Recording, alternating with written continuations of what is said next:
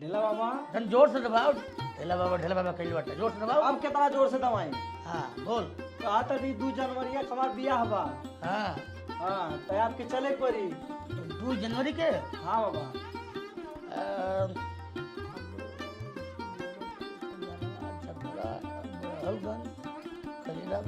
सुना 2 जनवरी के हाँ हमें जाए बा यहाँ सहजनवा 1 दिन 4 ठे रही बा।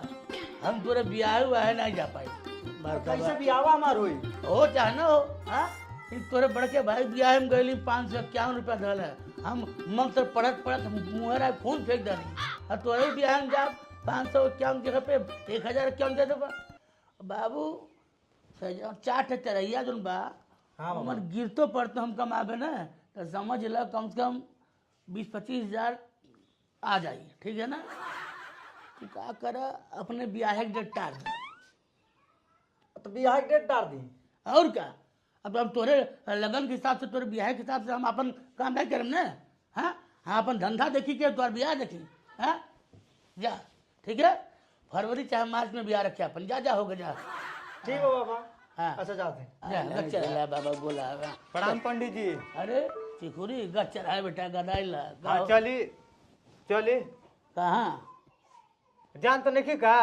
अच्छा ये देखा बेटा अजुए ने भी आवा हो। हाँ सुना बतिया सुना मर्दे। तू तो बाटा साल भर पहले ही से तू अपन मौर मुकुट और सरवानी पहन के घूमत अटे। हाँ? ए मर्द ने आज बिया बटे आज पहिर के सुना, आवत सुना, नहीं। सुना। अगोरत रहने किया बावला आओ बावला आओ बावला। अरे आज- आइला नहीं। आज तक हो के रहल देखा तुहार ससुर आइल है ना हाँ तुहार बाबूजी आइल है ना। हाँ। ठीक है कहना कि ससुर कहना कि वो ठंडिया में बियावा कैला चरचरा ठंडी चलता मर्दे। हाँ। अब देखा बात है जन्म करला हमार 70 जगह ही बोलावा कहीं उड़न बा मुड़न बा चूड़न बा जनेऊ बा तेरही बा बरही बा। हाँ। अब 100 ठे चीज रहला। ठीक है तो हमारा डेट पहले से लेबे नहीं कर ले लोग। हाँ और दूसर बात ही है कि वो दिन में हमें जाए बा गोरा ठीक है दुख तो रही है दुख ब्याह है। और तोरे ब्याह के दिन हम आना पाई हम मना कह जानी लड़का ब्याह बेटा जन बा ई तू दिसंबर से हटा के मई जून में धरी देता। अरे बाबा दुनिया भर के लोग के ठंडी में बिया होता है। हमार मई में जून में कह दिया तू। अरे देख दुनिया ठंडी में अगला रहे आ जाए अगले ठंडी में आ जाए। देख मई जून में दादा आओ तो ठंडिया कैसे खेप पाए मई जून में गर्मी पड़त रही एसी लगल रही एसी मिली ठंडिया में कई लोग तो दुल्हनिया एसी लग रही है ना। देखो हम राजाई ओढ़ लेम ठीक बा लेकिन हमके चाहिए। अरे दादा अरे बिया में कब भइल? देख अब देखा एक डेढ़ दली भद्रा पड़ गए फिर वहर पीटा कक करल। अब मई जून के पहले नहीं तो मार्च में तो मई जून में हमारे पास समय ही नहीं मरते हमें 13 ही बरई और तो ऐसे नहीं फुर्सत मिलल बा हम कहाँ तुम्हार बियाह में जा पाई। हम चाहत कि मर जाई। सुना अब यह डटे नहीं बा डेट में लिखे। तुम्हार मई जा बियाह अरे करे। दादा देख लो ढेला पंडित बहुत तू अन्याय करतल। तू अन्याय करतल। ढेला ना है पंडित है शादी कराइले तो सरदो कराई हमार बियाह ना हो तो हम कैसे जिए रे दादा। कहाँ बियाह करी? अरे बाप हम कैसे ठंडिया खेप रहे मेरे दादा। है मजदूर होता है। बस कर गई माला वाला का होई हरात।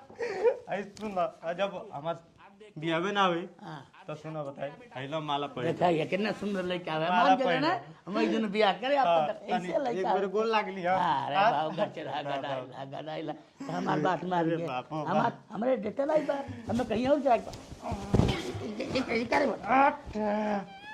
ए करे ए बा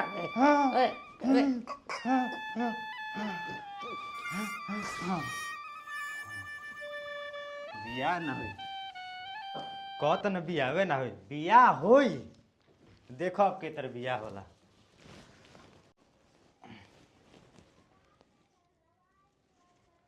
हेलो हम चिखुरी दुल्हा बोलतनी राउर दामाद राउरा बेटी के हम भातार बोलतनी।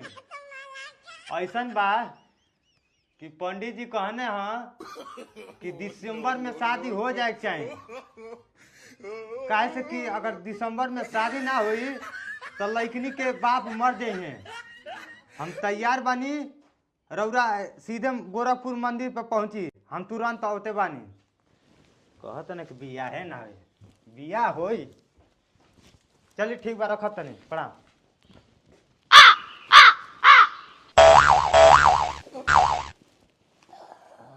अरे बाप रे बाप सांस ना रुकल होती तो सरवा हमके मुआई दिल होत अरे राम प्राण बच गया अरे बाप बड़ा खतरा भाई पंडित आयन में कबो कबो अब हम फोन करते कुछ तो गड़बड़ है। अरे मर्दवा जोनो लइकवा तोरे बेटी बियाह करात रहली वो तो हमार मदर कह देत रहल हाँ बच गली गठिया उठिया दबा डाले उसे बियाह मत करे तोरे बेटी मार डाली हाँ हमारे जो मुर्गी आवेला हाँ वो चलो को माई सगाई आई है ऐसे बियाह मत करे बेकार है एकदम से लइकवा मऊगा भी है बियाह मत करे हाँ ससुर खेल है करिए कर बियाह ए जन्म में तू आर बियाह नहीं करे तब कर बियाह तू